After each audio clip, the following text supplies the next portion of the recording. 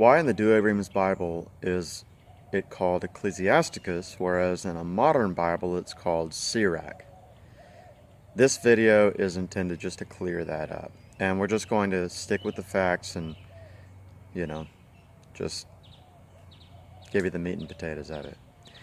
Ecclesiasticus is simply the Greek rendering of a word that means preacher, and it is called that because of its very eloquent preaching of the virtues. It's very similar to the other book that has a very similar name for the same exact reason, Ecclesiastes, also a rendering of the Greek preacher, which is intended because of its great preaching. They're preaching about two different things. Ecclesiastes is preaching about the vanity of this world, whereas Ecclesiasticus, which is now called Sirach, is preaching about virtue.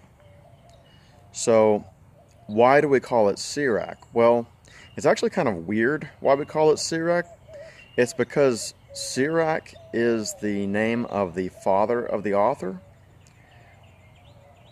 where Ecclesiastes was written by Solomon way back. Ecclesiasticus was only written about 200 years before Christ by a fellow named Jesus, son of Sirach.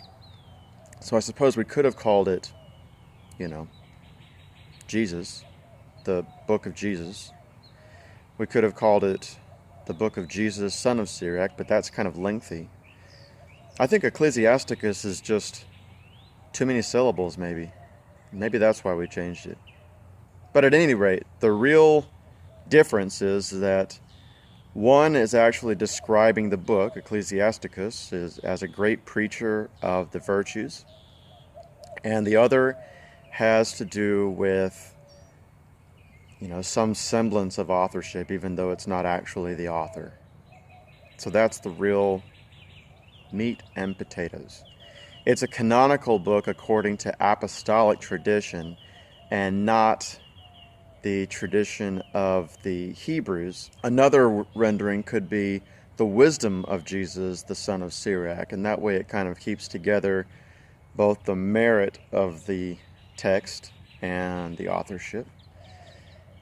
Another title that has been given to it is Paneretos, which is receptacle of all the virtues.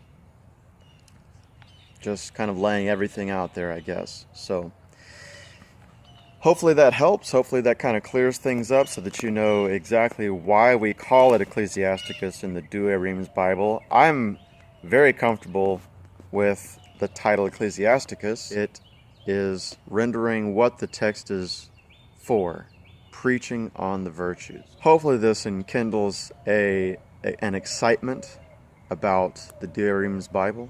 If this is beneficial, please like and subscribe. Perhaps it'll be beneficial for others. Thanks, God bless, and remember to stay hungry, my friends.